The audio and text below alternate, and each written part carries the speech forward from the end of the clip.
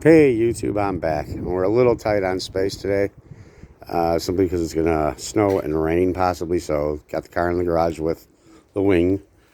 But one of the subscribers sent a question or comment about the armrest phone for the passenger, and it was really simple to do, really simple to deal with. Basically,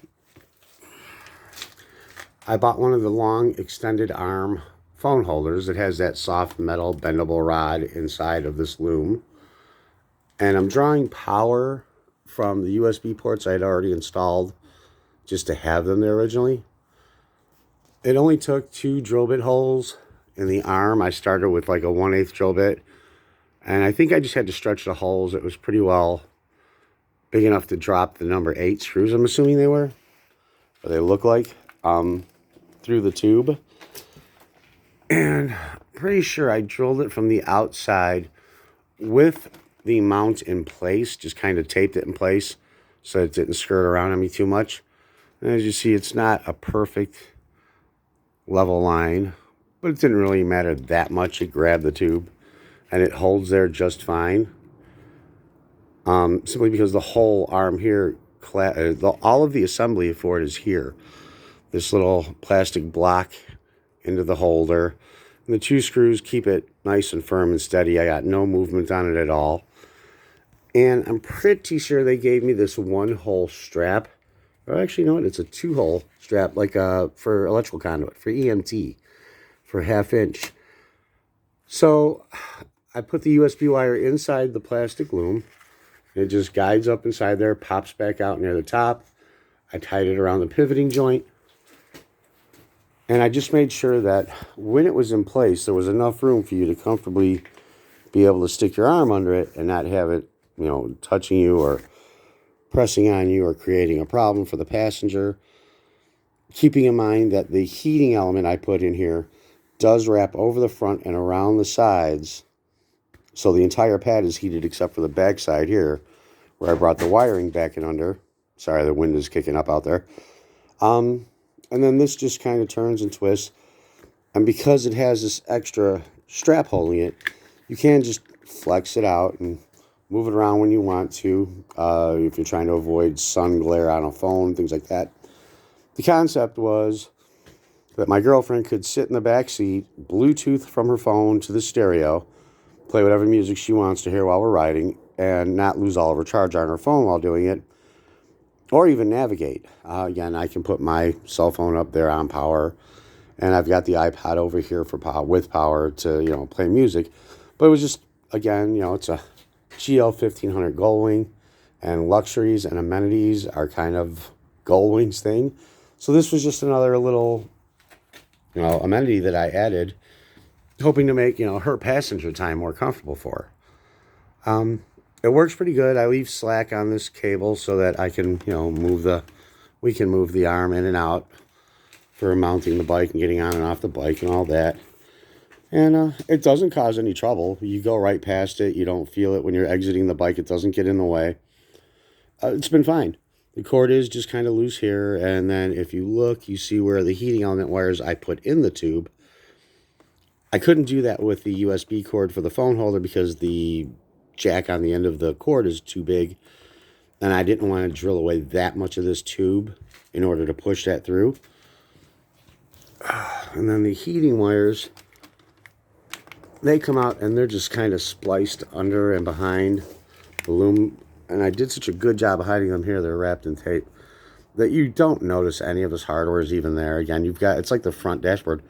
To see the bottom of the tweeters, you got to get down on a knee and look up from underneath. And if somebody's inspecting your bike that closely, they should go buy their own and build their own, and then worry about what they put on their bike. But the USB cord is hidden inside the loom up to the top where it pops out right here. It's wrapped around the joint. And I just use a couple of plastic pull ties or zip ties, cable ties, whatever you call them, just to keep it all in place. And this just turns around and hits the bottom of the phone. Well, it's as short as it can be. And I used my phone, which is basically also an Android, as the example when I put this in place for how long it had to be. So it's pretty clean. From the outside, it looks fine. Nobody really knows what it is because nobody really knows that much about these older bikes anyway. And those of us that do, well, we've all added our own stuff to personalize the bike for our own reasons. But that's really all it is. And I will try to find the link from Amazon. I think the phone holder was like under 20 bucks. And, you know, it was just a phone cord that I had laying around. It's one of those nice braided cords. So it looks good. And I could suck this up tighter, but I don't really bother. It doesn't get in the way. And the less hardware I have hiding the chrome arm, the better. As you can tell, I have not polished the rest of the bike yet. I did that front wheel, and I've just been too busy with other projects to get back to the bike. But that's about it. It's pretty simple. It's pretty straightforward. This is adjustable, so you can turn it down and up and whatever way you need to get it aimed at the person. And you make up for what the ball joint doesn't do by just flexing the arm back to where it was. And again, you can just comfortably put your hand. When I did this, I sat in the back seat and kept, you know, kind of experimenting until I felt like I had a good spot to where I could slide my arm with a coat on underneath the phone holder and not feel pinned in there or trapped in there. And you can bring it out around the side. This bar is really soft and shapeable. It's in here. You just have to be careful with these because anybody who's had anything made like that, they get wear spots in these bars and then it eventually just like snaps off like it's nothing inside there. So you don't want to bend it around a whole lot. You want to find a good position for it and then leave it. But like that, it really is looking straight at the passenger. Maybe this view will kind of... Right now the phone is on top of the backrest and the phone is just looking straight at the passenger's face. So it's pretty good. It works real well. And again, it's not a problem for the Bluetooth to pick up a signal from there. It's really only a few feet away. And it's barely inches further away than my phone would be on the right-hand side of the handlebar. And that's it. It's pretty straightforward, pretty simple. The bigger trick was doing the heating elements. But just good luck with it. And I'll try to post the link to the item if you're interested in trying it. I did have to pre-drill, or I did pre-drill, I should say, the two screws holding the strap here into the steel plate underneath the armrest. If you're not going to like disassemble your whole armrest like I did for other reasons, this is really thick foam. It's even though I trimmed it down a bit, it's still over an inch of foam. So if you use a 1/2 inch tech screw, considering the depth of the plate, the little, you know, 0.32 thickness of the strap itself, you're really only going to get the shovel tip or the digging tip of the tech screw through. So it's not a problem. You don't feel it at all. You can't feel anything through this. This is a really good foam pad inside here. And again, you don't even really feel the heating element in here because I put some furniture matting over the top. So it all worked out really well. She likes it.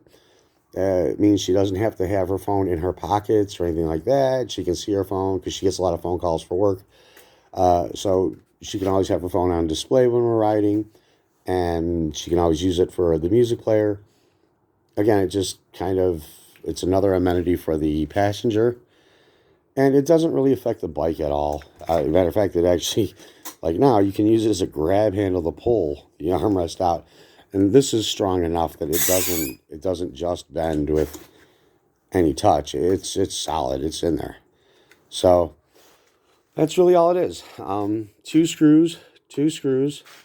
And then again, if you find a way to add a USB port to the back of your bike, mine is wired to the auxiliary fuse box that I put in the trunk. And you can use your phone. Again, just a cassette adapter in the stereo and a Bluetooth receiver plugged into that. And then your passenger has control of their own music while you're riding. And it's just kind of a nice feature to have. It's just kind of shows your girlfriend that you're thinking about her and you want her ride to be as comfortable as yours. So there it is. And good luck with it. But again, about the only thing to really be careful of is when you're first drilling chromes, that chrome is really a tough surface to start a drill pattern into, which was why I taped this part in place before I put my pilots in. And I might have even gone with a smaller than a 1/8 drill bit and then bumped up to the 1/8 just to make a score mark, because you can't really smack this with an awl. It won't really do any good unless you brace or have somebody holding the armrest. When you're hitting it, it's probably not going to work out for you. So I taped this part in place, and then I made my first penetrations, or at least the scarring hole that I used to shoot the hole all the way through. Had to take it out to put the heating element wires up it. No big deal. I just kind of wiggled it past the wires on the way back in, and it's been solid ever since. This has been on the bike for about a year now, and it's in perfect condition. It has no wear on it. It's not been a problem in any way. So that's it. Thanks for your comments. And again, if there's questions I can answer it for you, I'll try. Have a good day, and everybody stay safe.